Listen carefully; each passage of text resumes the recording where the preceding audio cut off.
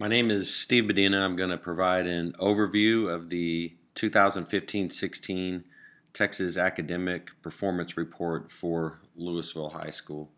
Before we get into some of the things that we do well and some of the things that may need some improvements, we need to give a little bit of background information, play a role in how we have to look at our statistics. So the background here is that really Louisville High School is three separate buildings, but they are considered for the TAPR report to be one campus. So you've got the Louisville High School main campus, which serves primarily juniors and seniors, and then you have two 9-10 campuses. There's LHS Kilo, where I work, and LHS Harmon. And all three of these buildings have separate administrative staffs, principals, assistant principals, counselors. So in that essence, we are all separate entities, except when it comes to reports, STAR testing, and things like Title I money and that sort of thing. Then we are considered to be one campus. So when we're looking at some of these statistics here, it's really, or what you have to keep in mind is the things that I'm talking about, and some of the statistics I'm talking about, aren't necessarily just for LHS Kilo or just for LHS Harmon. They're actually a combination of all three buildings. So there could be things that are, that we do well at LHS Kilo that perhaps aren't being done so well at the main campus or LHS Harmon, and that has an impact on our statistics. So just kind of keep that in mind as we go through. So continuing with some of the background, then we have a total, if you're looking at all three buildings, of 4,377 students. Usually at the 9-10 campuses, we have just over 1,000 students at those buildings. And you can see the demographic breakdown. We are a majority Hispanic population, and we do have quite a large Chin population, even though that statistic is not in here. We are more than half of our student body is economically disadvantaged, and we're almost 20% ELL, English language learner, and we'll talk about that, how that affects us a little bit later on in the presentation. And you can also see that more than half of our student population is considered to be at risk. So let's look at some of the things that we do well. So if on the very first page of the report, it has our accountability rating and our designations. Our accountability rating is met standard, which is good because the only other option, I believe, is improvement required. So at least we did that. There are also 7 distinctions that a district or a campus can earn, and we met 4 of those 7 distinctions, and they are listed there for you. The achievements in ELA and math. We're in the top 25% for increased student progress, and we earned a distinction in post-secondary readiness for our students. So that's pretty good. Other things we do well, then, if you look at our EOC scores, we are 70% or better as far as meeting the standards or the satisfactory standard for all content areas. So that's pretty good. And if you compare our numbers to the state, we are usually better than the state.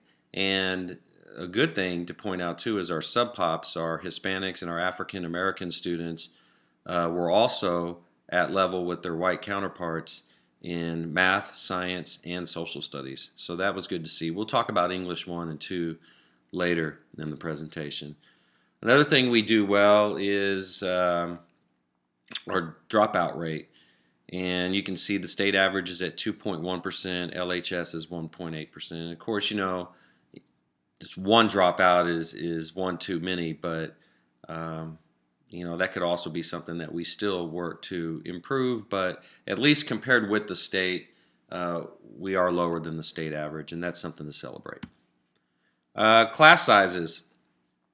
Um, Class sizes 22 to 25 on average. We are above the state average, but there could be all kinds of variables that account for that. College-ready grads statistic. We are at or above state levels for all categories.